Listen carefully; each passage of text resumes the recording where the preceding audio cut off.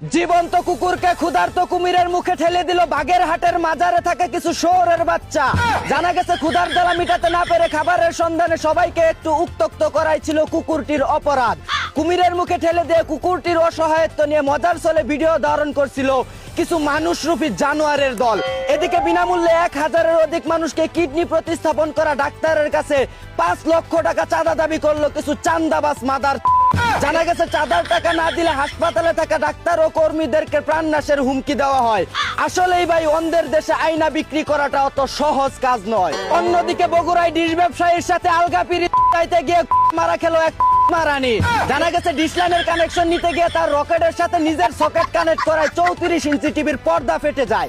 পর্দা ফাটানোর ভর্তুকি নিতেই 3 বাচ্চার বাপ ডিশ ব্যবসায়ীর বাড়িতে অনশন করছেন তিনি। এদিকে রংপুরে গাঙ্গের পারে গার্লফ্রেন্ডের সাথে নিজের মেশিন কানেক্ট করে খাল কুদার চেষ্টা করছে এক চোদনা। ধারণা করা হচ্ছে দীর্ঘদিন প্রচেষ্টা করার পর বয়ফ্রেন্ড অনুমতি পেয়ে তার 25 গুড়া চামচাই ইঞ্জিন লাগিয়ে গার্লফ্রেন্ডের ছোট খালকে আটলান্টিক মহাসাগরে পরিণত করার চেষ্টা করছিলেন তিনি।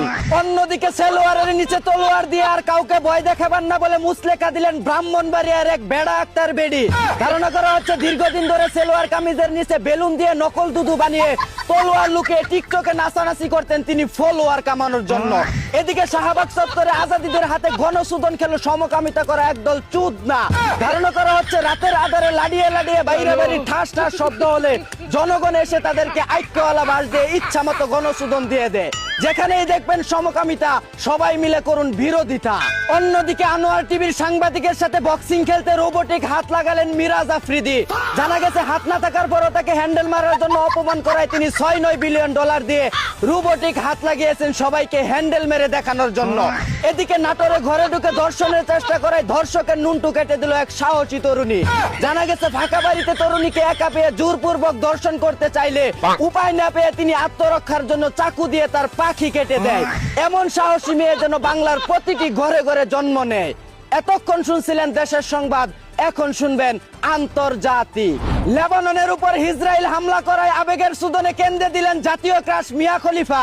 জানা গেছে তার এই কষ্ট দেখে বাংলাদেশে থাকা সকল ভক্তবিন্দু তাদের নুনটু ধরে 1 মিনিট নীরবতা পালন করেন এবং এই দুঃসময়ে তার পাশে থাকার জন্য মানবতার ফেরিওয়ালা জনি সিন্সকে এগিয়ে আসার আহ্বান জানিয়েছেন তারা।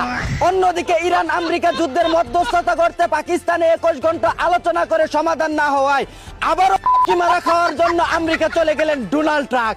আর এদিকে ইরানের হয়ে ডোনাল্ড ট্রাম্পকে মারার জন্য ধনেস্টিক মিসাইল তৈরি করলো বাংলাদেশের 1.5 ব্যাটারি বিজ্ঞানী রিফাত। জানা গেছে তার এই মিসাইল ইসরায়েল আমেরিকায় থাকা সকল বান্দির পুতদের পাশা বরাবর 160 কিলোমিটার বেগে আঘাত হানতে সক্ষম। এই ছিল দেশ ও আন্তর্জাতিক সর্বশেষ খবর। চায়না থেকে আগত মিস্টার চুদলিং পংকে সাথে নিয়ে আমি ছিলাম চিন্তা করো মুজিবর। শুনছিলেন আপনারা আবাইত্যা টিভির দুঃসংবাদ। এতক্ষণ সাথে থাকার জন্য ধন্যবাদ।